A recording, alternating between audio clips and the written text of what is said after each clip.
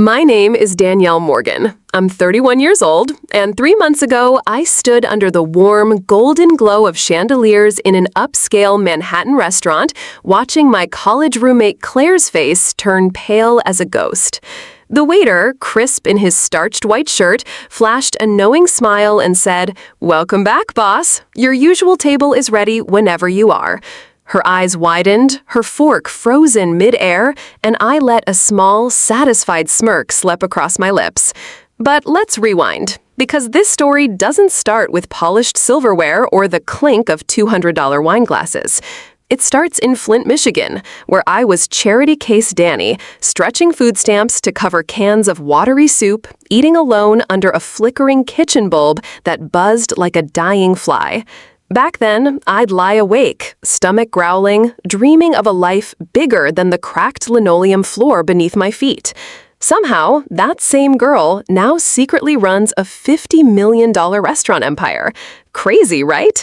Picture me at 19, a freshman at NYU, lugging a tattered backpack through a sea of trust fund kids.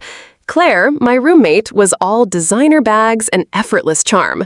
She'd toss her sleek blonde hair and say, "Danny, you're so gritty. It's cute." Gritty. That word stung, a polite jab from her and her friends as they laughed over caviar at dinners I couldn't afford.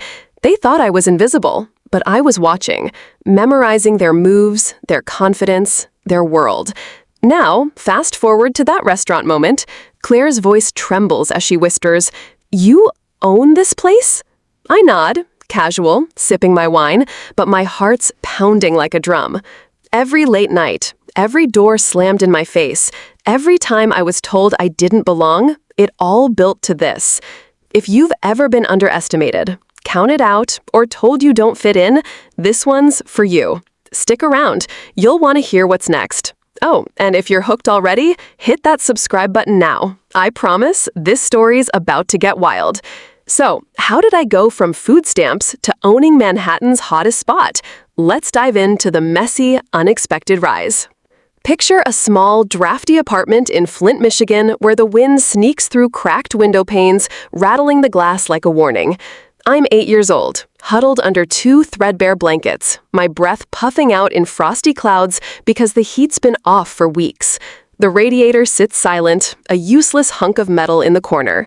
My mom, a line cook with grease stains smudged across her faded apron, kneels beside me, her hands rough from long shifts but warm against my cold cheeks. "Baby, we don't have much, but we got each other, and we got dreams," she says, her voice steady despite the shadows carved deep under her eyes. That's where my story begins. Not in a world of glitz or privilege, but in a place where love and grit were all we had to hold on to. Flint wasn't kind to us. We lived on food stamps, every dollar stretched until it screamed. I can still smell the stale air of our apartment, the faint tang of mildew mixing with the canned tomato soup we ate for the 3rd night in a row. Winters were the worst. Pipes froze solid, and we'd trudge to the church down the street, lugging plastic jugs for water. The volunteers handed out bread and blankets, their pitying smiles stinging worse than the icy slush soaking my sneakers. I'd duck my head, cheeks burning, hating how small it made me feel. Mom was my hero, though. She worked doubles at a greasy diner, flipping burgers while the world slept. Her feet were blistered, her back ached, but she'd come home at midnight, kick off her worn shoes, and crack open textbooks for her night classes. "This degree's gonna change everything," she'd mutter under a flickering lamp, her pencil scratching notes on borrowed paper. I'd watch her from the couch, wrapped in a quilt, marveling at how she kept going, even when exhaustion dragged at her like a weight. Her fire taught me what it means to fight for something bigger than yourself. Poverty wasn't just a word, it was a weight I carried everywhere. At school, I hid my holy sneakers under the desk, praying no one noticed the duct tape holding them together. The other kids flaunted new backpacks. I stuffed my books into a plastic grocery bag, the handles digging into my palms. Shame clung to me like damp clothes after a rainstorm, heavy and cold. But deep inside, a voice whispered, "I'm going to prove them all wrong." That fire in my gut burned hotter than the shame, pushing me forward when everything else screamed to give up. By 13, I found my escape at the Flint Public Library. The building was old, with peeling paint and a musty smell, but those clunky computers, they were my lifeline. The screens flickered, the keyboard stuck, but I didn't care. I taught myself basic coding from free online tutorials, my fingers fumbling over keys that smelled faintly of cigarette smoke. I'd lose hours there, building simple programs, my heart racing when a line of code actually worked. It felt like solving a puzzle no one expected me to crack. One night, I stayed late, the library empty except for the hum of fluorescent lights. I built a clunky web page, a digital menu for the restaurant Mom always dreamed of opening. It had pixelated icons and wobbly text, but it was mine. When I showed her, she froze, her spatula hovering over a pan of eggs. Her eyes filled with tears, and she pulled me into a hug so tight I could feel her heartbeat. "You're going places, Danny," she whispered, her voice thick. That moment was the first time I believed I could be more than Flint's charity case. School was a battleground. Kids whispered about my secondhand clothes, their laughter sharp as glass. Teachers meant well, but their lowered expectations cut deeper. Junior year, my guidance counselor, Mrs. Pierce, summoned me to her office. Her bun was tight, her smile tighter. "Maybe community college is more realistic for someone in your situation," she said, her pen tacking the desk like a countdown. Situation meant poor, black, from Flint. I didn't argue. I just nodded, my jaw clenched so hard it ached, and went home to study harder. Those nights were brutal. The electricity got cut off more than once, so I'd study by candlelight, the wax dripping onto my algebra homework. Mom would leave me cold coffee and slip notes under my door. "You got this, baby." I'd trace her handwriting with my finger, her words fueling me through SAT prep books and endless practice tests. My eyes burned, my hands cramped, but I kept going. I wasn't just studying for me. I was carrying Mom's sacrifices, her late nights, her dreams for us both. At 14, I got my first taste of what winning could feel like. A neighbor, Mr. Jenkins, ran a community center and let me use their ancient PC after hours. I'd sneak in, the linoleum floor creaking, and work on code until dawn. One day he caught me and grinned. "Girl, you're gonna build something big someday," he said, tossing me a candy bar. That small kindness stuck with me, a reminder that someone saw potential in me. It wasn't much, but it was enough to keep me hungry. By 16, I entered a local coding contest sponsored by a tech firm passing through Flint. The prize was $500, enough to change our month. I built a simple app to track food pantry donations, piecing it together from library tutorials and sheer stubbornness. It wasn't sleek, but it worked, sorting data with a satisfying click. At the ceremony, I sat in the back, my thrift store dress itchy against my skin. When they called my name, my heart stopped. I walked to the stage, legs shaking, the crowd's applause ringing in my ears. This is what winning feels like, I thought, clutching the check. That $500 bought groceries for a month and a used laptop that hummed like a promise. Senior year was a grind. I applied to every scholarship I could find, my desk buried under forms and essays. Rejections came fast, each one a fist to the chest. Not enough experience, highly competitive. I'd read them and feel the doubt creep in. But Mom's voice echoed, "We got dreams." So I rewrote essays, polished applications, and double-checked every comma. One night, I fell asleep at the kitchen table, my cheek smudged with ink, dreaming of a future I could barely imagine. That persistence, it was my rebellion against a world that wanted me small. Then, one spring afternoon, everything changed. I came home from school, my backpack heavy, my shoes soaked from a sudden rain. Mom sat at our wobbly kitchen table, an envelope in her hands. Her eyes were wet, her smile trembling. "Open it," she whispered, her voice barely holding together. I tore into it, my fingers clumsy, my heart slamming against my ribs. The words "full ride scholarship to NYU" leaped off the page, and I screamed, dropping to my knees on the cracked linoleum. Mom pulled me into her arms, sobbing, "I knew you could do it." We held each other, crying, laughing, the weight of years lifting for one perfect moment. That scholarship was my ticket out of Flint, but it wasn't the end of the fight. Leaving home meant leaving Mom, leaving the only world I knew. I packed a duffel bag, my laptop, and every lesson Flint taught me. Grit, hustle, heart. If you're watching this and you've ever had someone tell you to aim lower because of where you're from, you know that fire, that need to prove them wrong. So let me ask you, have you ever had someone tell you to lower your expectations because of your background? What's the biggest dream you've been told is unrealistic for someone like you? How did your family's financial situation shape your work ethic growing up? Drop your answers below. I want to hear your story. Because mine's about to get messier as I step into a world that wasn't built for me. I step off the Greyhound in Washington, D.C., my duffel bag digging into my shoulder, the August air heavy with humidity, and the pulse of a city that feels like it's moving at triple speed compared to Flint. Howard University's campus unfurls before me, red brick buildings glowing under the sun, green lawns buzzing with students who move like they own the place, their laughter sharp and carefree. I'm 18, clutching my scholarship letter like a lifeline, my heart thumping with excitement but laced with a quiet fear. What if I don't fit in here? This is my shot, my ticket to a world I've only dreamed of, but every step across the quad feels like walking onto a stage where I don't know the script. My dorm room is a blank slate, smelling of fresh paint and possibility. I drop my bag on a bare mattress, the springs creaking, and scan the empty half of the room.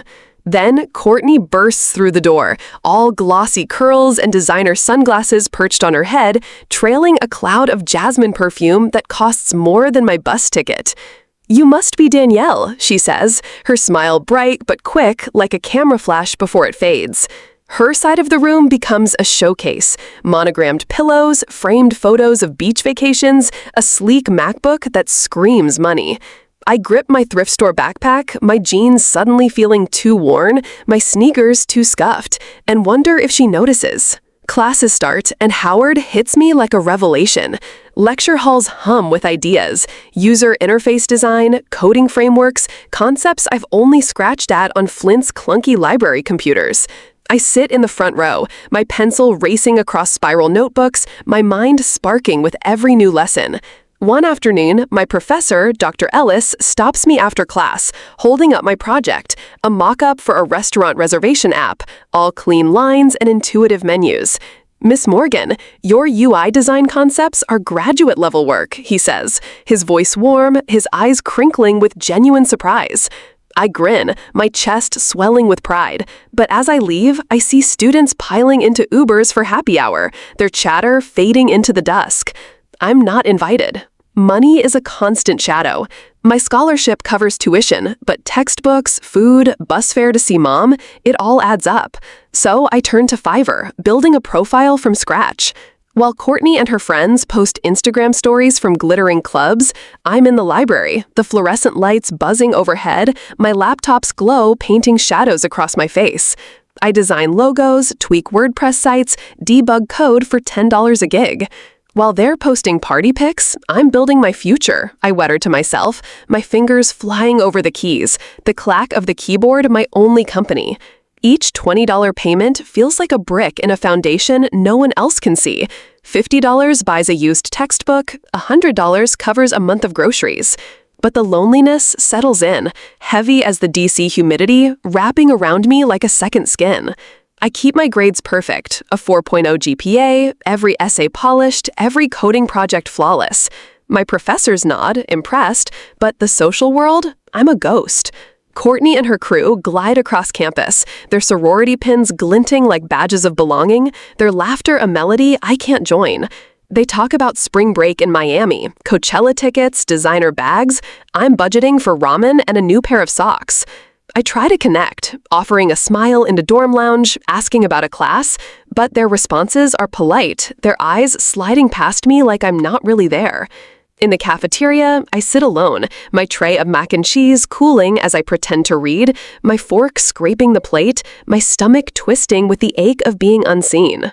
One night, I'm in the dorm, rummaging under my bed for my charger, the room dim except for a sliver of light from the hallway.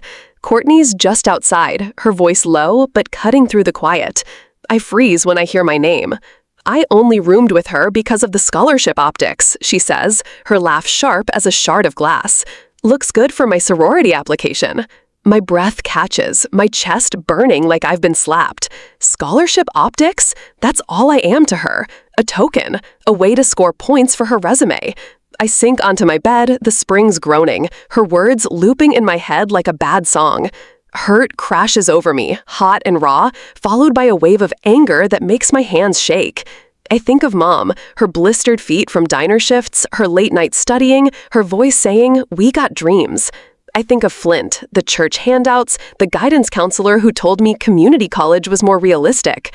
They don't get to define me, I whisper, my voice trembling but fierce. I flip open my laptop, the Fiverr dashboard glowing, 9 new orders waiting, each one a chance to prove I'm more than their pity, more than a checkbox. The next day, I walk into class with my head high, my sneakers squeaking on the polished floor. I deliver a presentation on app prototyping, my voice steady, my slides crisp and professional. Dr. Ellis nods, impressed, and a classmate, Jamal, leans over, his dreads brushing his shoulder. "Damn, Donnie, you're good," he says, his grin wide and real. It's a small moment, but it lights a spark in me. I start taking risks, signing up for a coding club, pitching ideas at a campus hackathon. My team builds a prototype for a community resource app, and when we present, the room erupts in applause, their eyes on me. Seeing me, for once. My confidence grows, not in their world of parties and sororities, but in mine. Code, hustle, results. Late nights become my refuge. I'm in the library, the campus silent except for the hum of vending machines and the soft shuffle of a janitor's broom. I finish a client's website, a sleek interface for a DC bakery with warm colors and smooth buttons that practically beg to be clicked. I hit submit, leaning back with a smile, the exhaustion sweet because it's mine.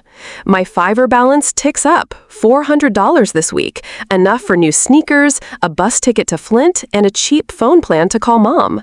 I'm not just surviving anymore. I'm starting to thrive, one dig at a time. But the exclusion still stings.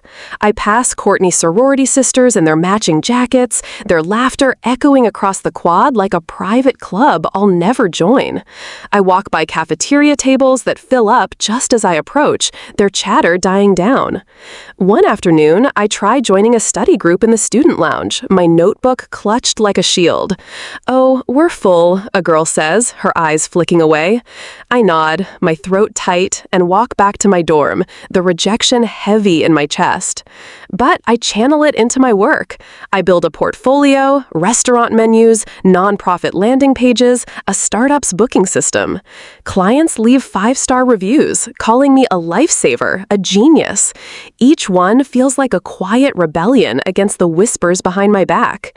One evening, I'm coding in my dorm, the room dark except for my laptop's glow. Courtney's out, probably at some rooftop bar with fairy lights and $15 cocktails. I finish a gig, a scheduling tool for a hair salon, all clean grids and pop-up confirmations.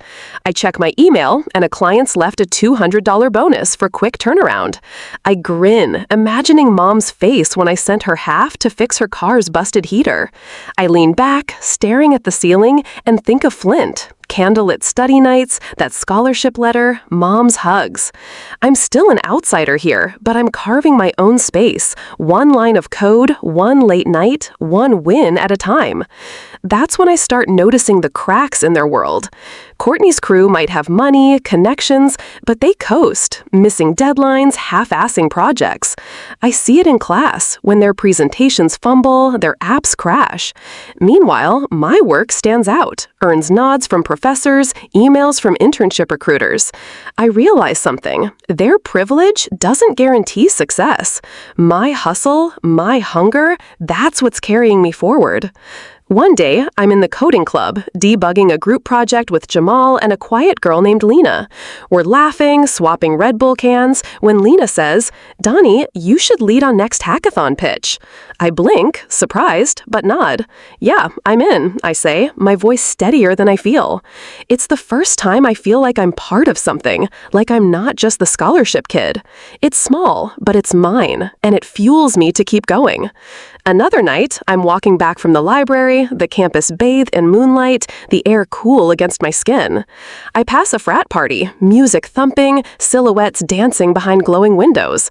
For a second, I pause, wondering what it's like to be inside, to belong. Then I keep walking, my laptop bag bouncing against my hip, my mind already on tomorrow's gigs. I don't need their parties. I'm building something they can't touch, a future that's all my own. This fight, this feeling of being on the outside looking in, it's real. If you've ever been the odd one out, where everyone else seems to have it easier, you know the ache, the fire it sparks. So let me ask you, have you ever been the outsider in a group where everyone else seemed to have it easier? What's the most hurtful thing you've overheard someone say about you? How do you handle being excluded because of your background? Drop your answers below. I want to hear your story. Because mine's about to take a turn as I find cracks in their perfect world and start to shine in my own way. I step into San Francisco, the city humming with ambition, its fog curling around the hills like a secret waiting to be cracked. I'm 22, fresh from Howard, clutching my first job offer like a lifeline, a junior UI designer at NextWave, a startup buzzing with Silicon Valley dreams. My studio apartment is a shoebox, the walls thin, the rent devouring half my paycheck, but I stand at my window, neon lights flickering below, and feel electric. This is my chance to build something big, to leave Flint's shadows behind. But I'm about to learn that even here, I'll have to fight to be seen. My first day at NextWave is a whirlwind of glass-walled offices, free kombucha, and ping-pong tables that seem to mock my nerves. I sit at my desk, a sleek monitor humming, tasked with designing buttons and banners, small, safe work.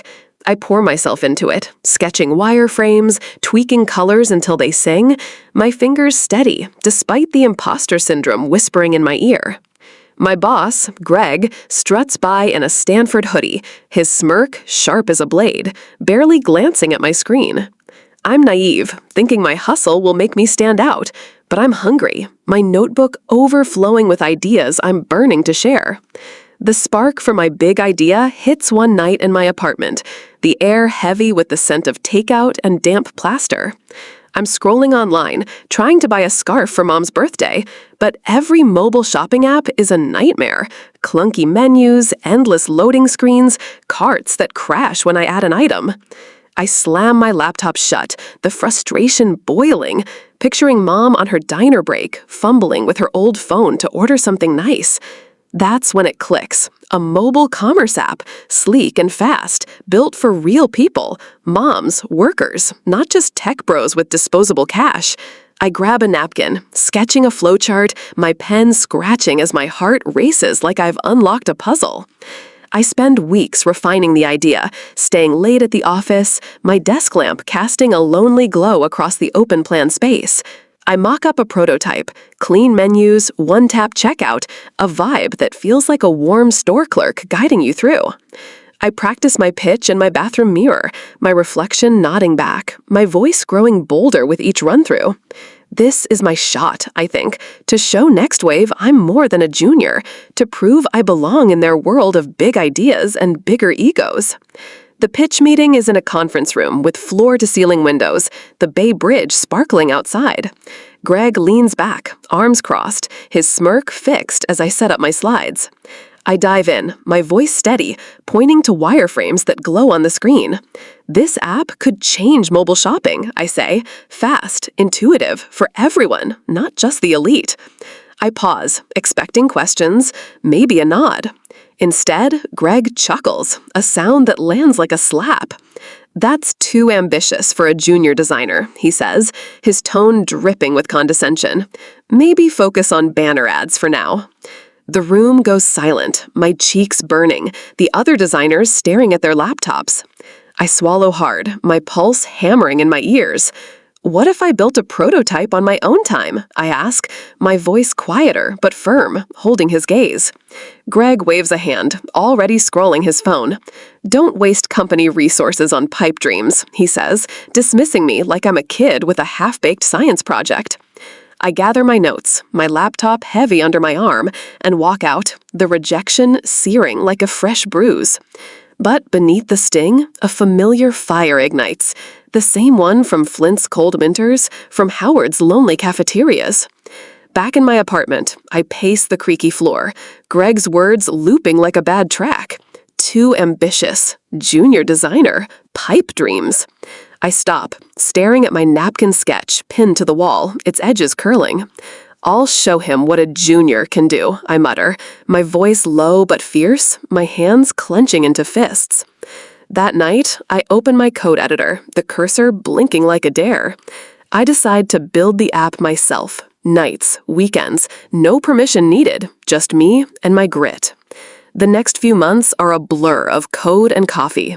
My apartment becomes a war zone, takeout boxes piled on the counter, my laptop fan whirring like it's begging for a break, the city's hum fading beyond my window.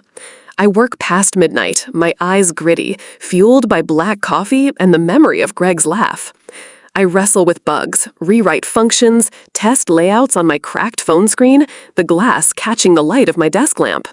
It's exhausting, but each breakthrough, a smooth checkout flow, a snappy menu animation, feels like a middle finger to the doubts piling up. One night, I'm stuck on a payment integration, the code throwing errors like it's mocking me. I lean back, in my wobbly chair, rubbing my temples, the clock glowing 3:17 a.m. I think of Mom, her diner shifts, her notes slipped under my door. You got this, baby. I pull up a photo of us at my Howard graduation, her smile wide, her eyes tired but shining with pride. I dive back in, tweaking lines until the code sings, the app processing a test payment in seconds. I laugh out loud, the sound bouncing off my bare walls, my heart pounding with the thrill of making something real. I start testing the app obsessively, buying fake items, a scarf, a book, a coffee mug, watching the cart update instantly.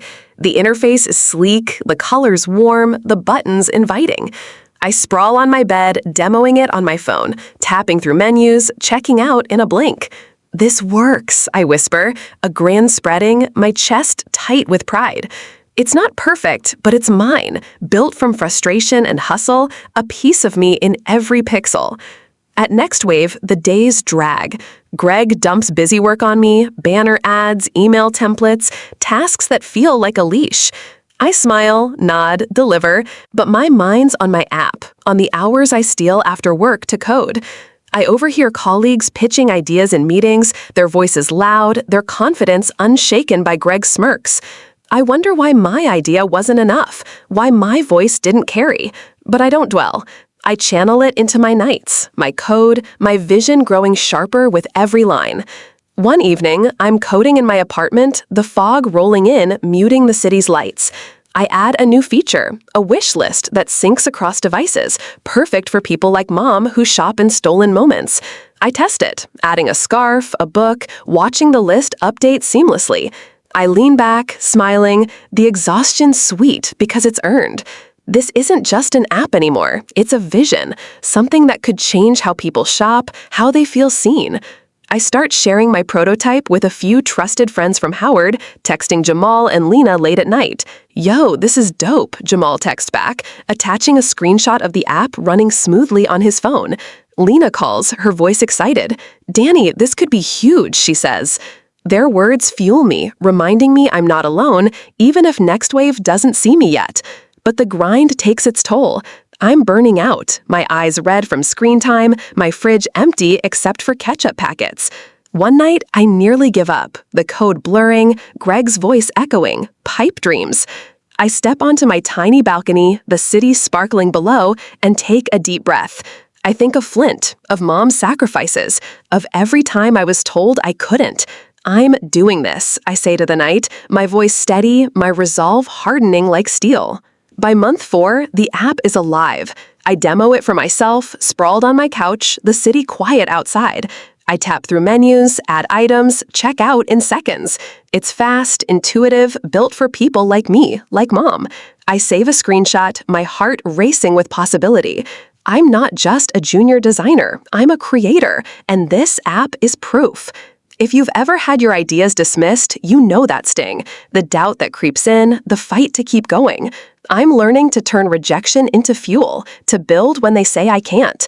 So let me ask you, have you ever had a boss or authority figure dismiss your ideas because of your position or background?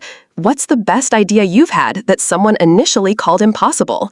How do you stay motivated when people don't believe in your vision? Drop your answers below. I want to hear your story, because mine's about to get wilder as my secret app starts to open doors I never expected.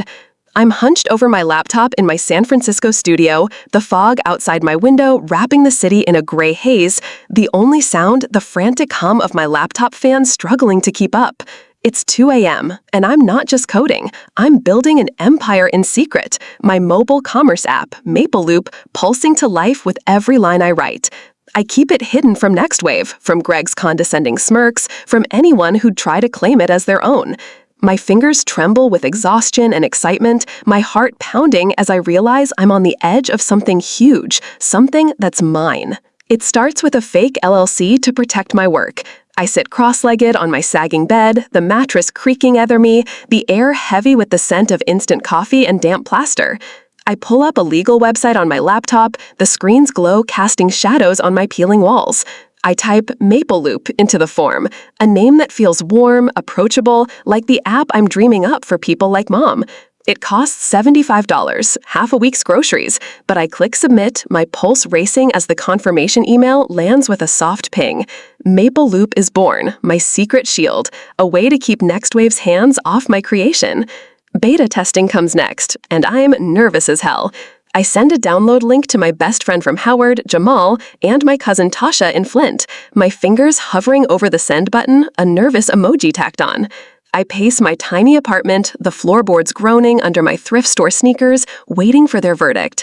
My phone buzzes, and Jamal's voice bursts through, loud and excited. "Danny, this app is incredible," he says, his words crackling with energy. "Why aren't you telling your boss?" I lean against my cluttered counter, my cold coffee bitter in my mouth. "Because he'd take credit, and I'd get nothing," I say, my voice low but steady. "This is mine." One night, I stand in my bathroom, the mirror fogged from a rare shower. I wipe it clear, staring at my reflection. Bags under my eyes, determination in my jaw. "I'm not the same girl who got laughed at anymore," I say, my voice steady, my eyes locked on my own. "I'm becoming an entrepreneur, a creator, someone who builds when they say she can't." It's terrifying, exhilarating, like standing on a cliff and knowing you can fly. I start dreaming bigger, researching venture capital, accelerators, imagining Maple on millions of phones. I save every penny, skipping meals to fund server costs, my fridge empty except for ketchup packets. One day, I get an email from a tester, a small restaurant owner.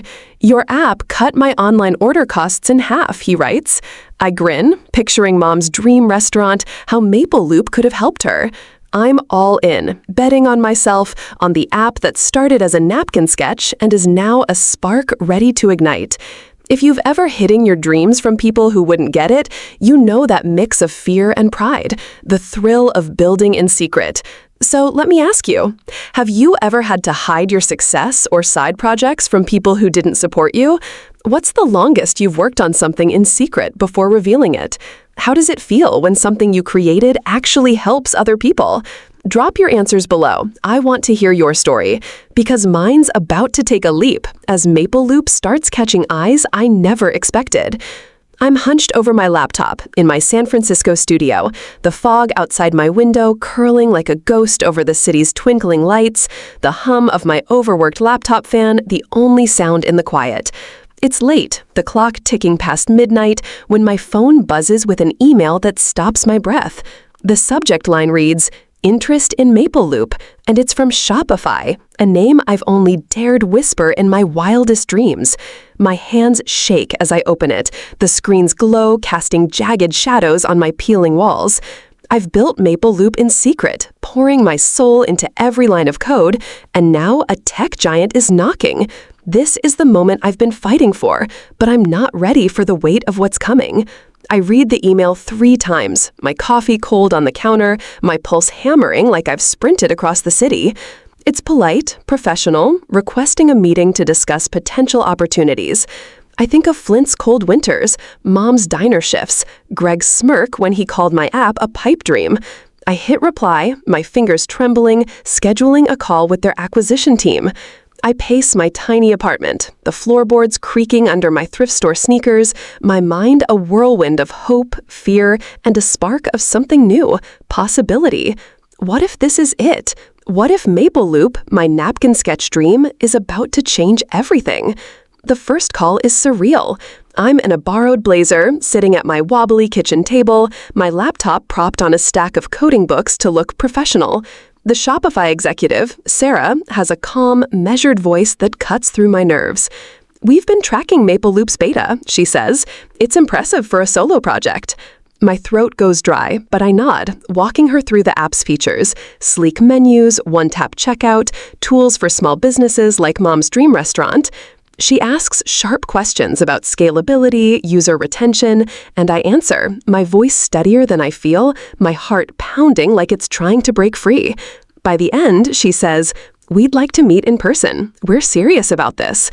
I hang up, my hands shaking, and laugh, a shaky, disbelieving sound that echoes in my empty apartment.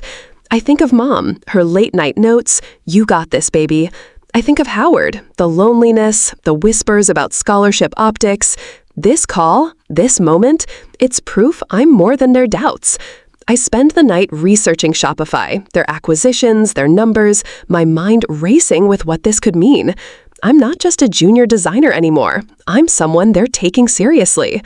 The negotiation process is a crash course in knowing my worth. I hire a lawyer, Rachel, a woman with a sharp bob and a no-nonsense vibe, who meets me in a coffee shop that smells of espresso and warm croissants. She spreads contracts across a wooden table, her pen tapping rhythmically. "You need to know your worth, Danny," she says, her eyes locking onto mine, fierce and encouraging. I nod, but doubt gnaws at me. Am I worth this? Can I play in their league? I think of Mom's sacrifices, her blistered feet, her belief in me, and I push the fear aside, learning to negotiate, to demand what Maple Loop deserves, to stand tall in a world that's always tried to shrink me. The big meeting happens in a sleek Soma coffee shop, all exposed brick and hipster baristas steaming oat milk.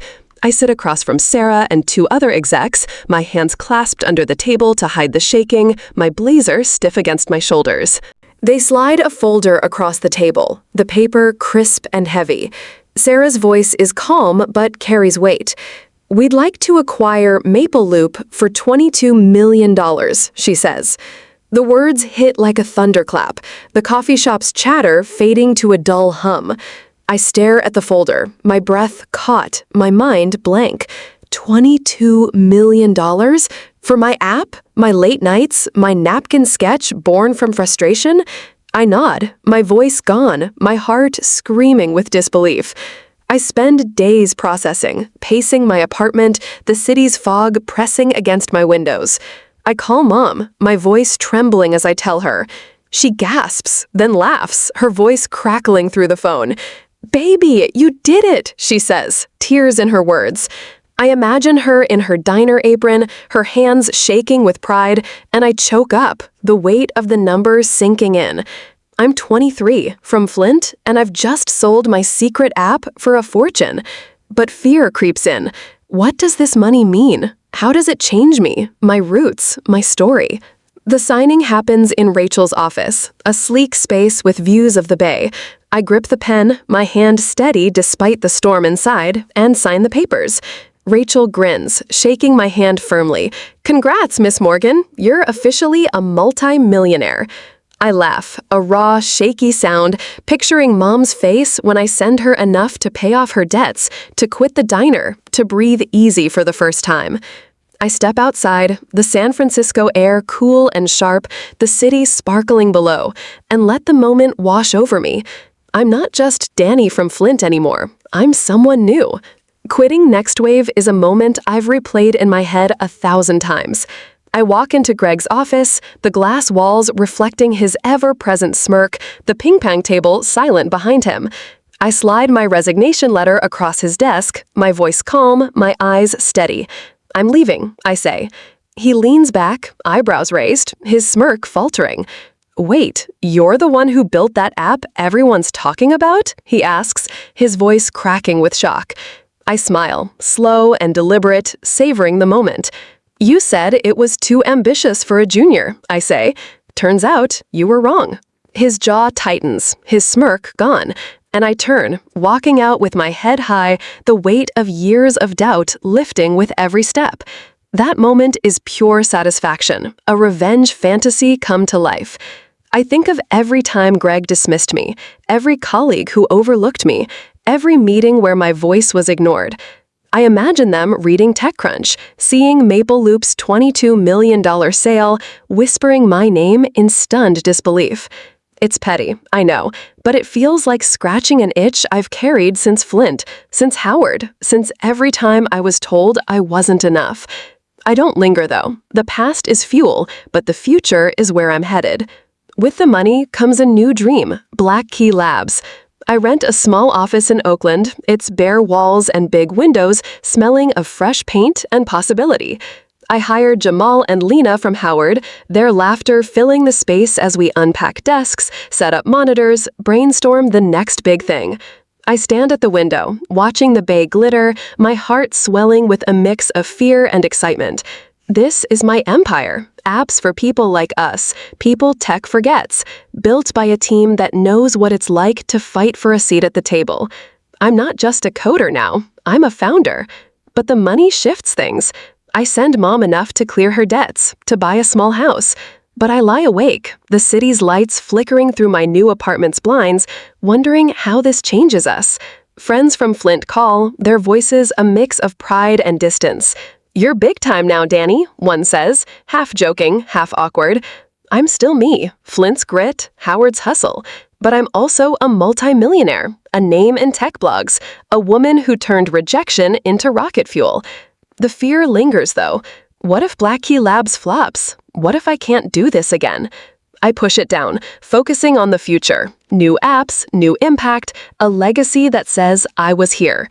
I walk through my office, the hum of laptops and Lena's playlist filling the air, and feel the spark of something bigger. This is just the start, and I'm ready to build, to prove them wrong again, to show the world what I'm made of. If you've ever had a moment where you silenced the doubters, you know that rush, the pride, the defiance, the thrill of winning. So let me ask you, have you ever gotten to deliver an I told you so moment to someone who doubted you? What would you do if you suddenly came into life-changing money? How do you think success changes a person's relationships with their past? Drop your answers below. I want to hear your story. Because mine's about to get bigger, as Black Key Labs takes me places I never imagined. I'm perched at my desk in my Oakland office, the bay glinting like shattered glass beyond the window, my workspace a chaos of spreadsheets, coffee mugs, and dog-eared notebooks. Black Key Labs hums around me, coders typing, screens glowing, but my mind's on a new obsession: restaurants. I'm 25, my bank account swollen from Maple Loop's sale, and I'm building something bigger, quieter, in the shadows where no one expects a girl from Flint to play. I'm not after fame or flashy headlines. I'm chasing power, the kind that reshapes an industry without anyone whispering my name. Restaurants pull me in because they're personal, raw, human.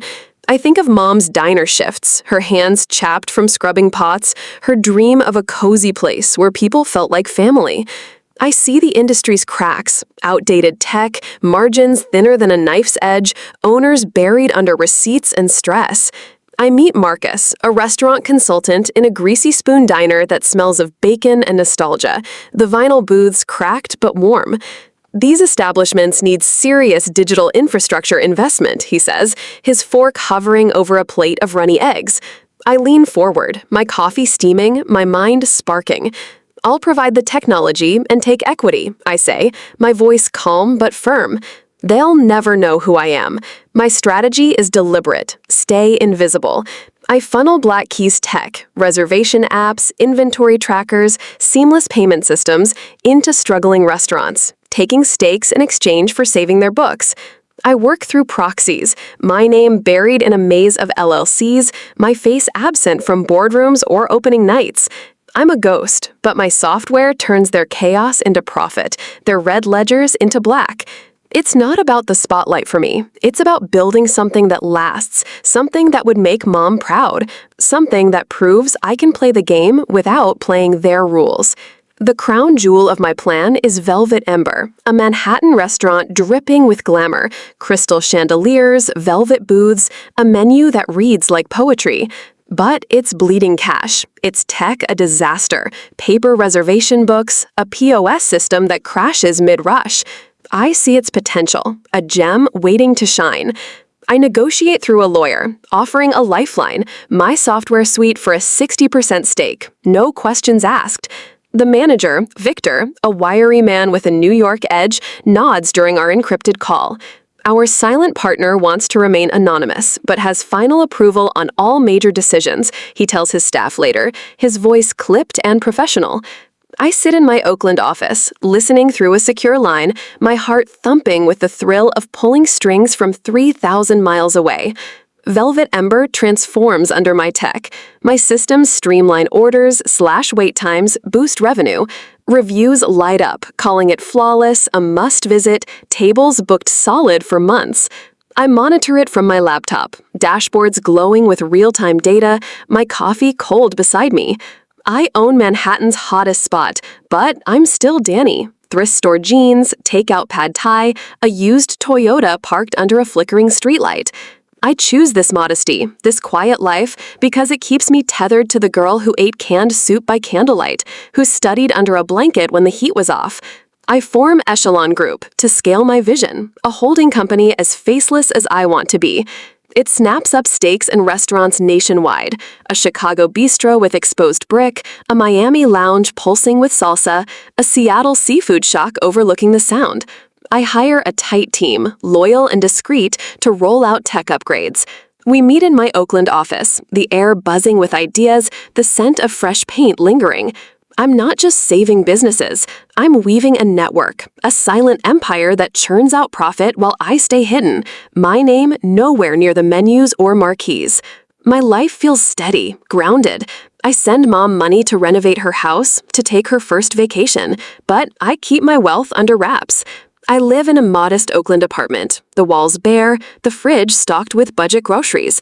I cook spaghetti with jarred sauce, shop at the same corner store, drive the same beat-up car. Friends like Jamal and Lena know I'm doing well, but not the scale. No one needs to know I'm the silent force behind a growing restaurant empire.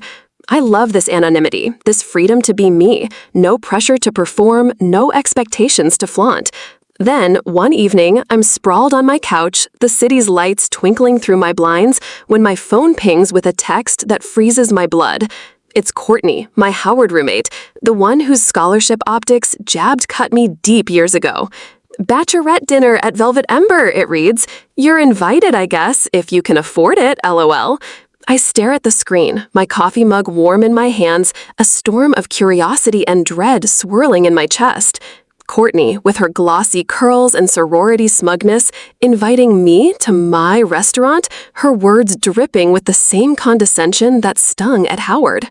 I sink into the couch, the fabric worn under my palms, and reread the text. My mind flashes to Howard, her whispered phone calls, her laugh that made me feel small, the cafeteria tables that filled up before I could sit. A smile creeps across my face, slow and sharp, like a blade being drawn. This isn't just a dinner invite. It's a stage, a chance to step into her world as the one holding all the cards. I own Velvet Ember. I'm the silent partner who approves every wine, every chandelier, every table setting. Courtney has no idea, and that ignorance is my weapon. I imagine showing up, understated in my jeans and simple blouse, letting her underestimate me one last time. I picture the moment she learns who I am, the shock in her eyes, her perfect world tilting on its axis. It's a revenge fantasy, sure, but it's also closure, a chance to face the past and prove I've outgrown her shadow. I reply, I'll be there, my fingers steady, my heart racing with anticipation. This dinner isn't just a meal, it's a reckoning, and I'm ready to play my part. But dread lingers like a low hum. I lie awake that night, the city's pulse soft through my window, wondering why Courtney's text still stings. Why do her words pull me back to Howard's lonely moments, to Flint's pitying looks? I've built an empire, saved businesses, changed lives. Why does her smirk still matter? I push it down, focusing on the plan, on the satisfaction of walking into Velvet Ember as its secret queen, my power hidden in plain sight. The next morning, I check Velvet Ember's dashboard, tweaking the reservation system, ensuring Table 7, the best in the house, is flawless for the bachelorette party. I call Victor, my voice calm but firm. Make sure everything's perfect, I say, my words clipped, my authority clear. He agrees, oblivious that I'm the one pulling the strings. I'm not just prepping for a dinner. I'm setting a trap, a moment years in the making, a chance to rewrite the story Courtney tried to tell about me. Echelon Group keeps growing, relentless but quiet. We acquire 3 more restaurants, a Denver steakhouse with leather booths, a New Orleans jazz bar where trumpets wail, a Portland vegan cafe with mismatched chairs. I track their numbers from my office, my team deploying tech that turns chaos into profit. I'm proud, not of the wealth, but of the impact. Jobs preserved, dreams sustained, communities fed. This is my drive, my reason for staying invisible, my proof that power doesn't need a spotlight. One afternoon, I visit a local Oakland diner we've saved, its neon sign buzzing, its counter packed with regulars. The owner, a woman with gray braids and a warm smile, thanks me, not knowing I'm the silent partner, just thinking I'm a tech rep. "Your software saved us," she says, her eyes crinkling. I nod, my throat tight, thinking of Nam, of Flint, of every sacrifice that led here. This is why I do it. Impact, not applause. If you've ever built something in silence, knowing the world isn't ready to see it, you know that mix of pride and patience, the thrill of holding power no one suspects. So let me ask you, if you became wealthy, would you flaunt it or keep it private? Have you ever been invited to something where you knew the hosts didn't really want you there? What's the most satisfying way to handle people who've looked down on you? Drop your answers below. I want to hear your story. Because mine's about to hit a crescendo as I step into Velvet Ember and face the past head-on. I stand in front of my closet, heart racing, fingers brushing over hangers. Designer dresses glint under the light, bold, loud, screaming wealth. I push them aside. A simple black jumpsuit catches my eye. It's understated, sleek, mine. I slip it on, the fabric hugging my skin, and catch my reflection. I look like I belong. But my stomach twists. Tonight isn't just dinner, it's a battlefield. I pull up to Velvet Ember, my restaurant, the place I built from nothing. The valet nods, recognizing me, but I wave him off and park myself. The neon sign hums, casting a warm glow over the entrance. My heels click against the pavement as I walk in, the familiar scent of rosemary and seared steak hitting me. This is my kingdom, but tonight I'm walking in like a stranger. I take a deep breath, push the door open, and step into the lion's den. Courtney's there, perched at the head of the table like she owns the place. Her eyes lock onto me, and a smirk curls her lips. "Oh my God, you actually came," she says, voice dripping with fake surprise. "We weren't sure if you could afford this place." Her laugh cuts like glass, and the table, her pack of vultures, snickers along. I force a smile, my nails digging into my palms. They have no idea who they're talking to. I slide into my seat, the velvet chair soft against my back. Sky leans forward, her diamond earrings glinting. "Do they even let broke girls in here?" she says, loud enough for the whole table to hear. "Must have been a Groupon." Brianna, sitting next to her, giggles and sips her wine. My chest tightens, a flash of college hitting me, standing outside their sorority house, rejection letter in hand, their laughter echoing in my ears. I blink it away. Not tonight. The waiter approaches, young, nervous, balancing a tray of empty plates. Brianna catches his eye, then turns to me with a wicked grin.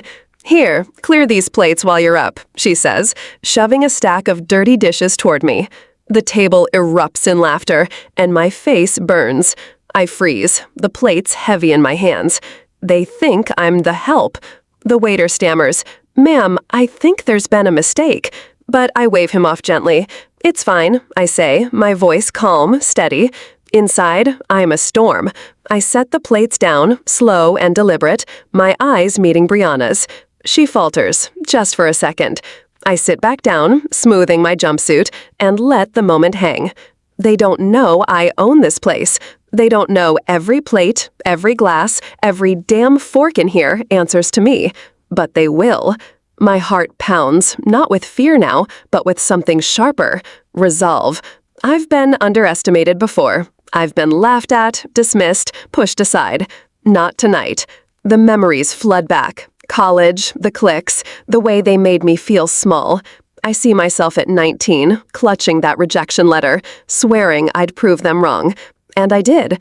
This restaurant, this empire, it's mine. I sip my water, letting their chatter wash over me. Courtney's still talking, something about her new vacation home, but I'm barely listening. I'm planning, waiting. The truth is a card I'll play when the moment's right. I glance around the table, their faces smug, oblivious. You ever been in a room where everyone thinks they're better than you? It stings, doesn't it? But there's power in being underestimated. I lean back, a small smile tugging at my lips. They're about to learn exactly who I am. So, tell me, what's the most publicly humiliating thing someone's done to you? How do you handle it when people underestimate you? And have you ever had a moment where you held all the power and they had no clue? My heart's a drumbeat in my chest, steady but loud, as I sit at this table, their earlier taunts still sharp in my mind. They thought they could pin me down, make me the punchline again. But I'm done playing their game. I twirl my empty wine glass, the crystal catching the chandelier's glow, and lock eyes with the waiter across the room. I'll have my usual, I say, my voice smooth as silk, the 2015 Chateau Margaux. He nods, a flicker of respect in his gaze. Of course, Miss Morgan, right away. Courtney's head snaps up, her fork frozen mid-bite, her eyes narrowing. The name hits her like a slap, and I can almost see the question forming. Who is she? Velvet ember hums around us, alive with its own pulse. The chandeliers cast golden flecks across the deep burgundy walls, and the air carries the warm scent of roasted garlic, fresh-baked sourdough, and a hint of truffle oil. My staff moves like a well-rehearsed orchestra, plates delivered with precision, glasses refilled without a word. I catch their subtle nods, the hostess by the entrance, her smile quick but warm, the bartender, polishing a glass, his eyes meeting mine with a quiet dip of his chin. Even the busboy, clearing a nearby table, gives me a glance of recognition. Sky and Brianna are still giggling over some petty jab, their voices grating, but Courtney's not laughing. She's staring at me, her lips pressed tight, her brow creased like she's solving a puzzle that doesn't add up. I lean back in my velvet chair, the fabric soft against my skin, and let the moment simmer. You ever feel a room tilt, like the ground's shifting under everyone but you? That's what's happening now. Their smug little hierarchy is cracking, and I'm the one holding the hammer. My black jumpsuit feels like armor, simple but sharp, a quiet statement they're only starting to understand. I sip my water, the coolness grounding me, and watch Courtney's fingers twitch around her napkin. She's sensing it. Something's off, and it's not in her control anymore. Marco, my executive chef, emerges from the kitchen, his white coat crisp, his presence commanding the room. He weaves through the crowded floor, his steps sure, his smile wide as he heads straight for our table. Miss Morgan, he says, his voice warm like a hearth fire. Wonderful to see you again. How is everything this evening?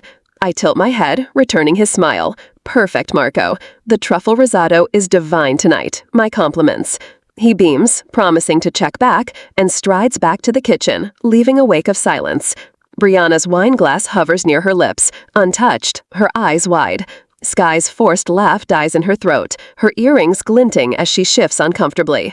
Courtney's grip on her napkin tightens, her knuckles white, her face a mask of confusion. I lean back in my velvet chair, the fabric soft against my skin, and let the moment simmer. You ever feel a room tilt, like the ground's shifting under everyone but you? That's what's happening now. Their smug little hierarchy is cracking, and I'm the one holding the hammer. My black jumpsuit feels like armor, simple but sharp, a quiet statement they're only starting to understand. I sip my water, the coolness grounding me, and watch Courtney's fingers twitch around her napkin. She's sensing it. Something's off, and it's not in her control anymore. Marco, my executive chef, emerges from the kitchen, his white coat crisp, his presence commanding the room. He weaves through the crowded floor, his steps sure, his smile wide as he heads straight for our table. "Miss Morgan," he says, his voice warm like a hearth fire. "Wonderful to see you again. How is everything this evening?" I tilt my head, returning his smile. "Perfect, Marco. The truffle risotto is divine tonight. My compliments." He beams, promising to check back, and strides back to the kitchen, leaving a wake of silence. Brianna's wine glass hovers near her lips, untouched, her eyes wide. Sky's forced laugh dies in her throat, her earrings glinting as she shifts uncomfortably. Courtney's grip on her napkin tightens, her knuckles white, her face a mask of confusion. I let the silence stretch, my eyes drifting over the table. Their earlier taunts echo in my head. "Broke girl, Groupon, clear these plates." My chest tightens, a flash of college hitting me hard. Standing outside their sorority house, rejection letter crumpled in my fist, their laughter ringing in my ears. I was 19, invisible, unworthy in their eyes. But I'm not that girl anymore. I built Velvet Ember from a dream and a loan I fought tooth and nail to secure. Every brick, every menu, every flickering candle on this table is mine. They thought they could drag me back to that place, make me small again. They're wrong. The restaurant door swings open, and a man strides in. James, Courtney's fiancé, all tailored suit and easy confidence. His eyes scan the room, land on me, and light up like he's spotted an old friend. "Danny," he calls, crossing the floor in quick, purposeful strides. "I had no idea you'd be here." He reaches our table, his grin wide, oblivious to the tension. "Everyone, this is one of my biggest investors." The words land like a thunderclap. Courtney chokes on her wine, coughing into her napkin, her eyes watering as she tries to compose herself. Sky's jaw drops, her fork clattering against her plate, drawing stares from nearby tables. Brianna freezes, her face blank, like her mind stuck in a loop, trying to process. I stand, shaking James's hand, my smile calm but sharp as a blade. "Good to see you too, James," I say, my voice steady. "How's the new project going?" We talk for a minute, his startup, my stake in it, the revenue projections he's hitting. He's all enthusiasm, gesturing animatedly, praising my instincts.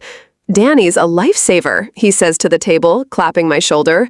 "Couldn't have scaled without her." I sit back down, and Courtney's staring at me like I'm a stranger who just stole her life. She leans toward James, her voice a harsh whisper. "What the hell is going on?" He blinks, confused, glancing between us, but I just shrug, sipping my wine. The Chateau Margaux tastes like blood in the water, rich and sharp. The table's dynamic shatters. Sky is not laughing anymore. She's fidgeting with her napkin, her diamond earrings catching the light as she shifts in her seat. Brianna pushes her plate away, her eyes fixed on the tablecloth, avoiding mine like I'm a live wire. The others, Courtney's random friends, a couple of business types, some plus ones, are looking at me differently now. Curious glances, hesitant smiles, a nod from one guy like he's mentally rewriting who I am. My heart's pounding, but it's not fear, it's power. I built this life, Velvet Ember, my investments, my empire, from nothing but grit and spite. They thought they could humiliate me, but I'm the one pulling the strings now. Courtney's unraveling, her control slipping like sand through her fingers. Her eyes dart to the gold-trimmed plates, the staff who call me Miss Morgan, the chandeliers that cost more than her car. She's piecing it together, and it's tearing her apart. I catch her reflection in a nearby mirror, pale, tense, her lips trembling as she leans back in her chair. Her hands clench in her lap, her manicured nails digging into her palms. She's trapped in her own game, and there's no way out. Ever misjudge someone so badly it flips your whole world? Bet it burns worse than anything. I lean forward, resting my chin on my hand, my eyes locking onto hers. My smile's small, but it's lethal. I'm in the driver's seat, and they know it. The table's mine, the night's mine, and I'm just getting started. I think back to the nights I spent scraping by, the loans I begged for, the doors slammed in my face. Every rejection fueled me, every laugh made me sharper. This moment, this quiet, devastating reveal, is the payoff. I glance at the other guests, their attitudes shifting like a tide. One woman, a friend of Sky's, leans over and whispers something to her neighbor, her eyes flicking to me with new respect. Even the guy across the table, some hedge fund bro, gives me a subtle nod, like he's sizing me up for the first time. The air feels electric, charged with their unease and my calm. I take another sip of wine, letting the rich, velvety taste linger. You ever hold a secret so big it changes the whole room? That's where I am now, watching their world tilt while I stay steady. Courtney's still whispering to James, her voice tight, desperate, but he's brushing her off, still chatting about his project. She's alone in her panic, and I'm the one who put her there. I set my glass down, the soft clink loud in the tense silence. My eyes sweep the table, taking in every nervous glance, every forced smile. They thought they knew me. They thought they could break me. But I'm the one who built this empire, and tonight, I'm letting them see it. So, what's the most jaw-dropping plot twist you've seen in real life? How would you handle learning someone you dismissed was way more successful than you? And have you ever had a moment where everything you thought you knew got turned completely upside down? The air in Velvet Ember pulses, charged like the sky before a storm breaks. I sit at the table, my fingers tracing the cool rim of my wine glass, watching Courtney's composure crack under the weight of her own missteps. Their earlier taunts, broke girl, Groupon, clear these plates, still sting, but now their smug grins have vanished, replaced by tight lips and darting eyes. I'm not just turning the tables, I'm rewriting the entire game. This moment is mine, and I'm going to carve it into their memories. The maitre d' glides toward us, his black suit sharp, his expression a perfect blend of courtesy and authority. He stops beside the table, his gaze briefly meeting mine, a silent acknowledgement. "Excuse me," he says, his voice slicing through their nervous whispers. "We'll need this table back in 10 minutes, unless Miss Morgan would like to extend the reservation." The words hit like a thunderbolt. Courtney's face drains of color, her eyes snapping to him, then to me. Sky's wineglass clinks against her plate, her hand shaking. Brianna's mouth opens, but no sound comes out. I tilt my head, my smile small but deliberate. "I'll let you know," I say softly, my voice calm as steel. The maitre d' nods and steps away, leaving a vacuum of silence. I lean back in my velvet chair, the fabric soft against my black jumpsuit, and let the moment simmer. You ever watch someone realize they've bet against the wrong player? Courtney's drowning in it now, her eyes flicking between me and the gold-trimmed plates, her fingers twisting her napkin into a mangled knot. She's grasping the truth. This is my restaurant, my table, my rules. I sip my Chateau Margaux, the wine's rich, velvety warmth spreading through me, and feel a quiet fire ignite. Vindication is sweeter than I ever dreamed. The chandelier above casts golden flecks across the room, catching the deep burgundy walls and the polished oak floor. The scent of truffle oil and fresh-baked sourdough lingers, mingling with the soft clink of crystal and the murmur of nearby tables. My staff moves like a symphony, plates delivered with precision, glasses refilled without a word. I catch their subtle nods, the hostess by the entrance, her smile warm, the bartender wiping the counter, his eyes meeting mine with respect. Sky is still clutching her glass, her knuckles pale. Brianna's staring at her untouched dessert like it's the only safe thing left. Courtney's breath is shallow, her controls slipping like sand. I set my glass down, the soft clink drawing every eye. "I'd like to make a toast," I say, rising, my voice clear and commanding. The table freezes, their faces a mix of dread and fascination. I raise my glass, the ruby liquid glowing under the light. "To old friends," I begin, my tone warm but laced with ice. "To college days, to shared laughter, and to underestimating people who never forget." Courtney's eyes widen, her breath catching audibly. "You were right, Courtney," I continue, locking eyes with her. "This place is expensive. You sure you can afford it?" A gasp ripples through the table. Sky's hand flies to her mouth, stifling a choke. Brianna's face flushes crimson, her fork clattering against her plate. I smile, slow and sharp, and ease back into my seat. The manager approaches, a tablet in hand, his expression polite but unyielding.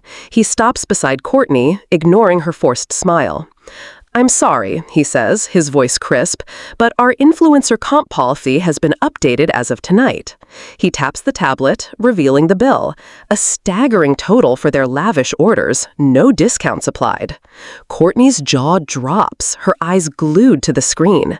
The number, thousands for their caviar, wine, and desserts, burns like a spotlight. Sky chokes on her water, coughing into her napkin, her mascara smudging. Brianna pushes her plate away, her hands trembling. The other guests shift, their earlier smugness replaced by raw panic. I watch it unfold, my face serene, my heart pounding with a fierce, sweet joy.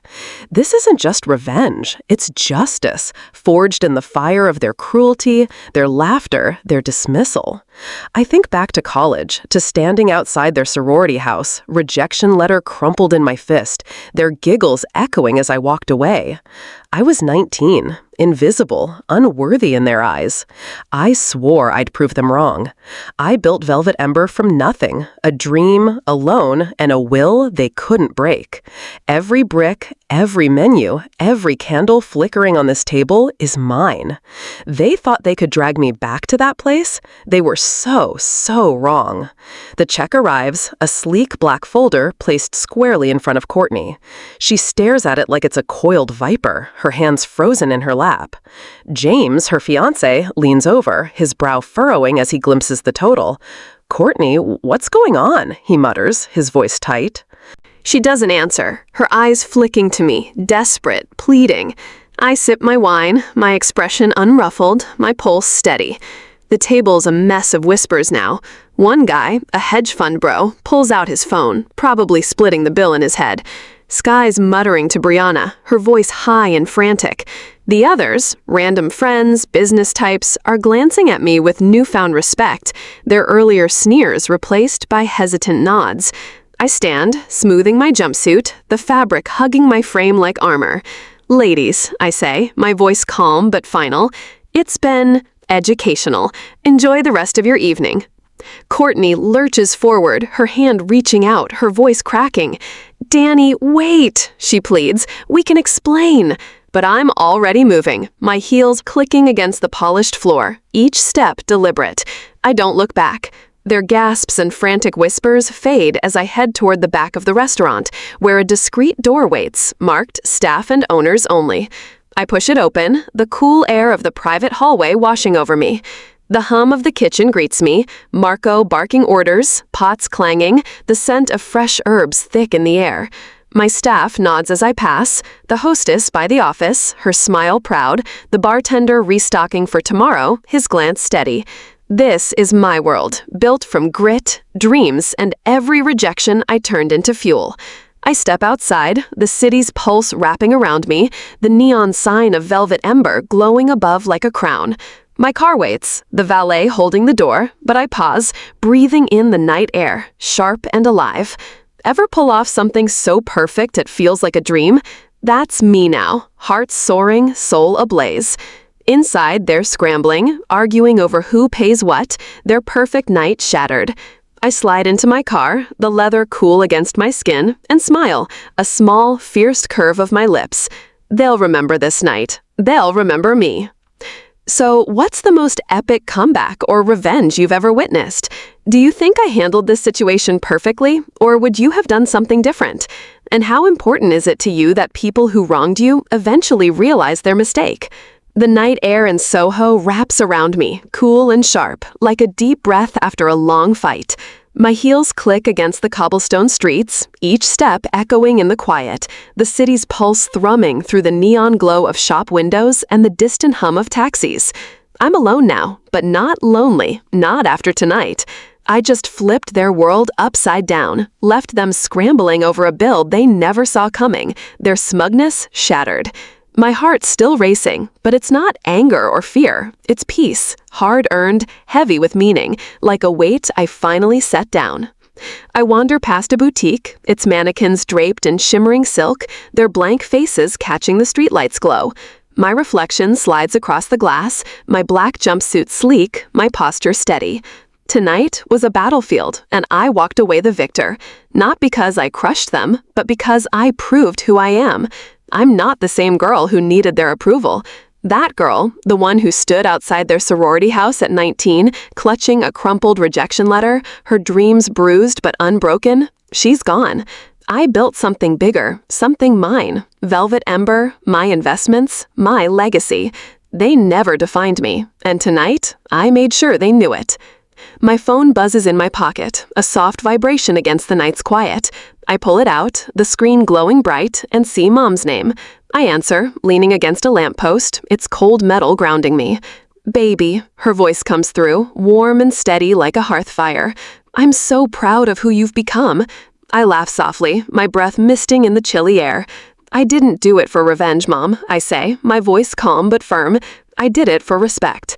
She hums, a sound full of love, and I can see her in my mind, sitting in her cozy kitchen, stirring her chamomile tea, her eyes crinkling with pride. We talk longer than I planned, about tonight, about the years of hustle, about the girl who turned pain into power, her voice a tether to everything that matters. I hang up, slipping the phone back into my pocket, and keep walking. Soho unfolds around me, alive with late-night energy. Couples laughing outside a dimly lit cafe, a street musician strumming a soulful guitar riff, the scent of espresso and damp pavement in the air. Tonight wasn't just about settling a score. It was about closing a wound, stitching shut the hurt from college, their laughter, their dismissal, the way they made me feel small. Those moments don't sting anymore. I've built too much, fought too hard to let their voices linger in my head. My mind shifts to the bigger picture, the empire I'm still carving out. Velvet Ember's just the beginning. My investments are growing, new restaurants are in the works, and my name's starting to carry weight in rooms that matter. I think of the late nights, the endless spreadsheets, the loans I begged for, the doors slammed in my face. Every rejection was a brick in this foundation, every doubt a spark that pushed me harder. Tonight, I showed them who I am, but more importantly, I showed myself. I'm not just surviving, I'm thriving, building a legacy on my terms, not theirs. I pause at a corner, the city skyline stretching before me, a glittering promise against the inky sky. You ever have a moment where you realize you've outgrown your past? That's where I am now, standing taller than I ever thought possible. I see that 19-year-old girl in my mind, scared, uncertain, desperate for their approval. She's still in me, but she's wiser now, stronger, forged in the fire of their cruelty and my own resolve. She knows her worth doesn't come from their validation. It comes from the work, the grit, the quiet victories that got me here. My phone buzzes again, a text from an unknown number. I glance at the screen. "This is Courtney. Can we talk?" The words sit there, stark against the glow. Her voice floods back, her condescension, her laughter, her desperate plea as I walked away tonight. My thumb hovers over the reply button, a flicker of temptation stirring. But I shake my head, a soft laugh escaping my lips. Some bridges are meant to stay burned, I murmur to myself, the words swallowed by the night. I slip the phone back into my pocket, unanswered, and keep moving. The city feels like it's celebrating with me, its lights brighter, its rhythm stronger. I pass a small park, its benches empty, the leaves rustling in the breeze, their shadows dancing under the streetlights. I stop, closing my eyes, letting the moment sink in. This is what closure feels like. Not revenge, but peace, a deep, steady calm. I think about what's next, new ventures, new challenges, new ways to grow. But I'm not chasing approval anymore, not from them or anyone. I'm building for me, for the people who believed in me, for the ones who'll come after me, inspired by a story of grit and triumph. You ever realize the people who hurt you don't get to write your story? That's the wisdom I'm carrying now. They were a chapter, not the book. My stories about the sleepless nights, the risks I took, the victories, big and small, that built this life. It's about my mother's unwavering faith, the staff who call me Miss Morgan, the empire all keep expanding. I start walking again, my steps lighter, my heart full. The future's wide open, a canvas of possibility, and I'm ready for it, grounded in who I am, not who they thought I was. I turn a final corner, the glow of Soho fading behind me, the city skyline a constellation of ambition. Excitement sparks in my chest, not for their downfall, but for what I'm building next. Tonight was a milestone, a moment to look back and see the scars that turned into strength. I'm not done growing, but I'm done carrying their weight. This is my legacy, and I'm just getting started. So, what's the biggest lesson you've learned about staying true to yourself despite what others think? Share a time when someone who doubted you had to eat their words. We want to hear your victory story in the comments. And if you could go back and tell your younger self one thing about handling bullies and doubters, what would it be? If this story inspired you to never let anyone make you feel small again, smash that subscribe button and ring the notification bell. These deep dive revenge stories take weeks of research and writing, and your support means everything to this community of people who refuse to be underestimated. Drop a comment with your own comeback story. I read every single one, and who knows, your story might be featured in a future video. Until next time, remember, the best revenge is massive success served with a side of perfect timing.